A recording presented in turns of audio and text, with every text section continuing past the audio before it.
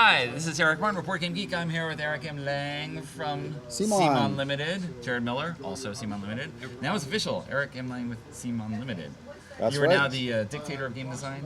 Wait, director? Director. I might have misread that press release. It was one of those. It's a close. Yeah, okay.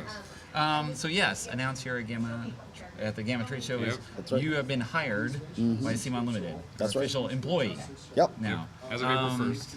The press release did not explicitly say you are exclusive with CMON, but I assume that is... You assume correctly. Yes. Yeah, I mean, I'm the director of game design at CMON, so that's I'm devoting my time 100% to CMON. You're going to finish everything with everyone else. There's other projects in the mix. and- Already done. Already done. Yeah, I mean, this has been a long time in the making, right? We've had to be quiet about it, but Right. yeah, I got my ducks in a row, and now it's time Okay. To unleash the ducks. to unleash the ducks. Okay. And I guess that leads right into your next game design. No. Not that we can't talk about. That's Duck right. Rage. Duck Rage. Duck Yes. Rage. Yes. Okay. So what does this actually mean, being director of game design? What are you doing? Well, so What is involved with that? my job is to lead the development team at CMON, who is already a really excellent team that I've been working with for the last few years. And my job is going to be to influence the curation of games that Cool Media Not publishes. So I will have a say in which games we publish and how they're designed and how they're developed, whether they be my games or games designed in-house or games from other designers. And to keep up the standard of excellence and to try to keep our games leveled up over and over and over again. Okay. And you will still be doing multiple designs? Yeah, various- I mean- it's interesting because, not to interrupt you there, Oh, but, yeah. but I mean, like Cool Mini used to just be Cool Mini, and it was games with minis. Right. And now you're expanding your range a lot, because Yes. your range was already expanded a lot Right. Yeah. in there. So That's right? Yes, yes. So I guess the company has now sort of met or matched what you are already doing in terms of Well- games, by having shorter ones and fewer components, sort of a wide range of scales. That's why it's such a Yeah. natural fit, right? I Yeah. mean, Yeah. like my taste in games and Simon's taste in games are like almost the same, and so like I can't imagine a game that I would want to do that Simon isn't going to be publishing already. Yeah, So I mean, we know people aren't just about those type of games, right? Right. Everybody likes a bunch of different games, and Eric's the perfect guy to help find those games. And Right. Yes, the And wide the- range. and I'm really excited about that. Yeah. Like the I mean the possibilities. You've seen what the stuff that we come out with, right? And that's Yes. I mean that's the tip of the iceberg. Like it's obviously I can't talk about like future plans, but it's you're going to see some pretty surprising stuff out of us. Right.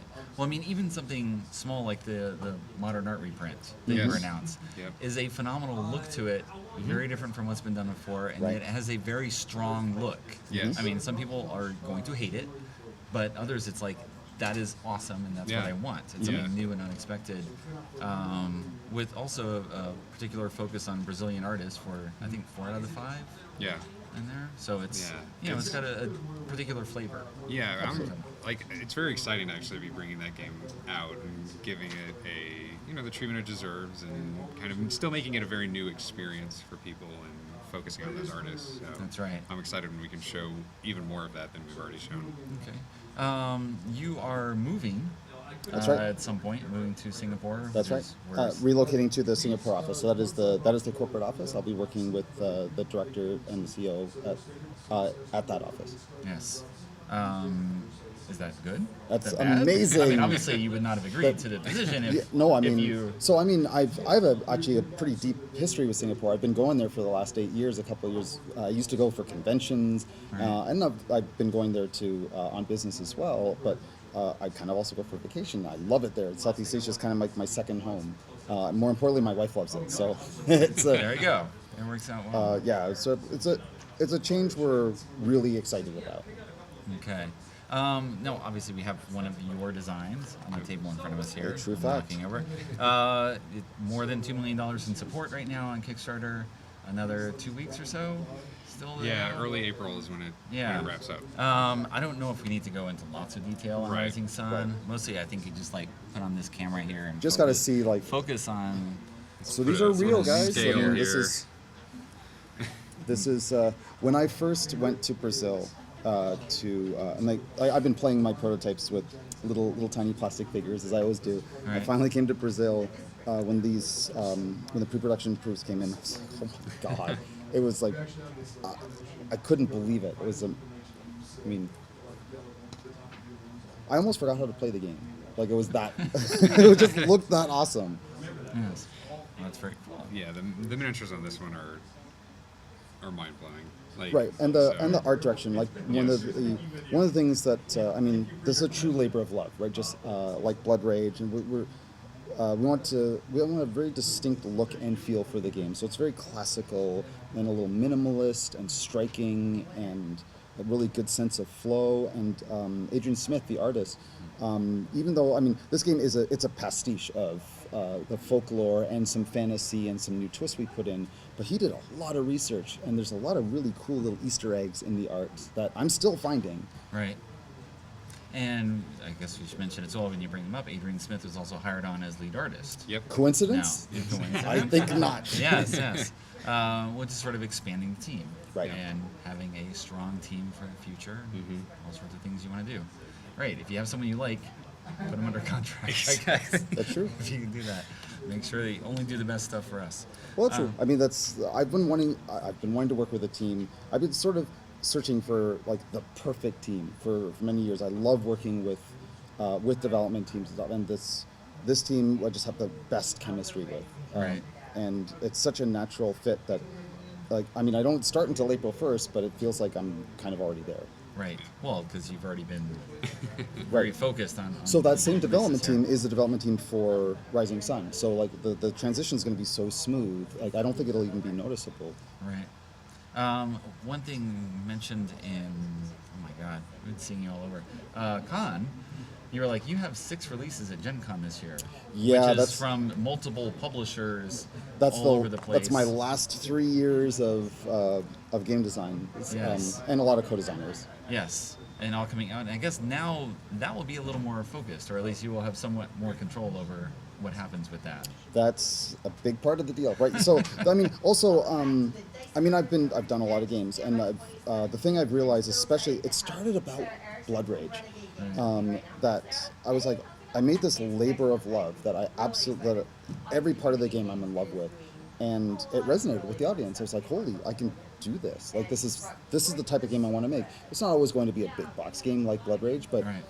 I want to make games I can fall in love with and work all the way through, like beginning to end, with all the different teams.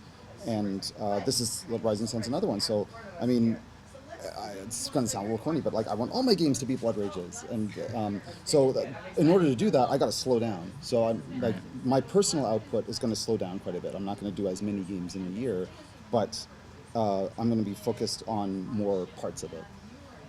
Okay, which makes sense as well. I mean, I know you've told stories too of trashing designs and just trashing endless All the things where time. you're just like, it's not good enough. Right, absolutely. For what you do. You're at a good stage of your career where that works. Absolutely, for you. and now I mean the resources of Cool Mini, right? Like we have the ability to just hold everything to that standard.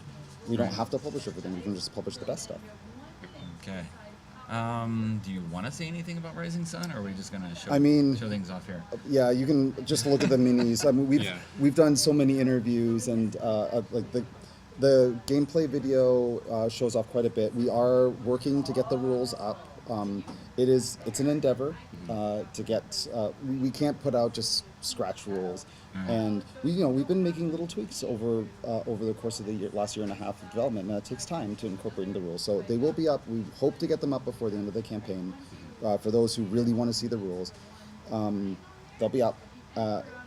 You can get a pretty good sense of gameplay from the gameplay video. Right. I know they go through it relatively quickly, but you get a there's- real good sense of the There's feel. a longer one, and then there's also a shorter one that's just one of the ages.